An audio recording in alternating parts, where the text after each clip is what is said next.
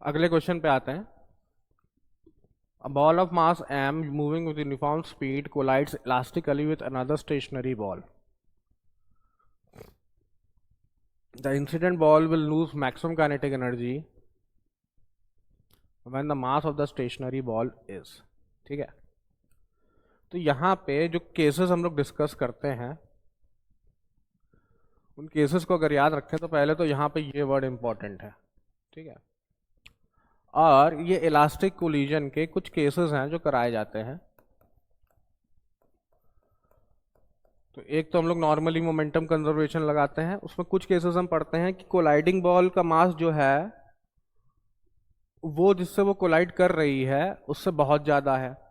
एक बार colliding ball का मास जो है जिससे वो कोलाइड कर रही है उससे बहुत कम है, और एक बार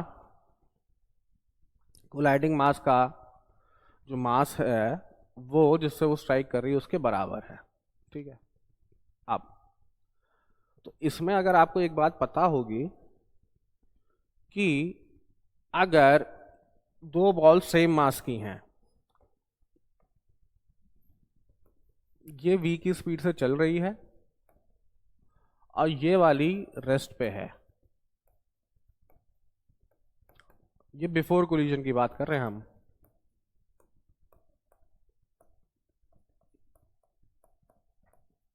ठीक है, आफ्टर कोलिजन की अगर हम बात करें इस वाले केस में,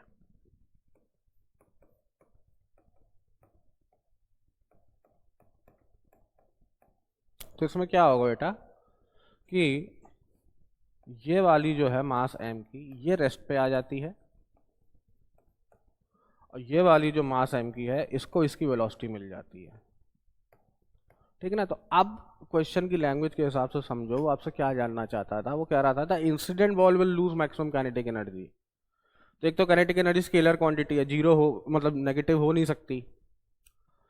इसके पास पहले जो भी काइनेटिक एनर्जी थी हाफ mv² थी, बाद में सबसे कम कितनी हो सकती है, तो वो है जीरो। तो इसकी सारी काइनेटिक एनर्जी जो थी इनिशियली वो जीरो हो गई, तो that is the maximum loss it can suffer. तो it will lose maximum kinetic energy when the mass of the stationary ball, वो क्या होगा, इसके बराबर होगा। ठीक है ना भाई, तो इसलिए इसका आंसर होना चाहिए ऑप्शन ए।